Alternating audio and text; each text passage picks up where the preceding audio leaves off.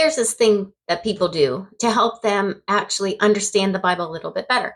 I'm Shelley with the God's Goodness podcast, and I have a real life example of the Bible coming to life.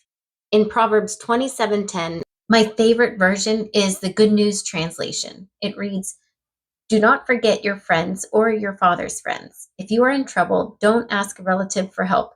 A nearby neighbor can help you more than relatives who are far away."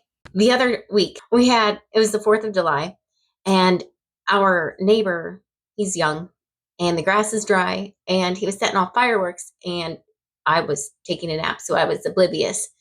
And next thing I know, I find out my neighbor had put out a hillside fire. We had a fire on our hillside.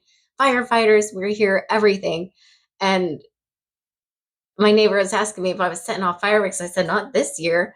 But this is a perfect example of how a neighbor is better than a relative that's 2 hours away. And thank goodness that they were paying attention because I was not. But it's just one of those things that brings the Bible to life. And I just wanted to share that. So check out the Bible. It's got some crazy stories in it, and they sound so wild that some of them sound like fairy tales. And you'd be encouraged to check them out because they can come to life when you least expect it.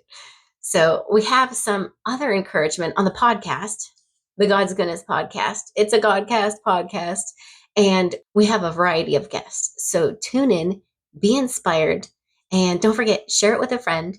If you don't know where to find a podcast, you can check out Spotify, Pandora, Audible, Apple Podcasts, iTunes, all the usual places you'll find us. So tune in, be encouraged, and enjoy.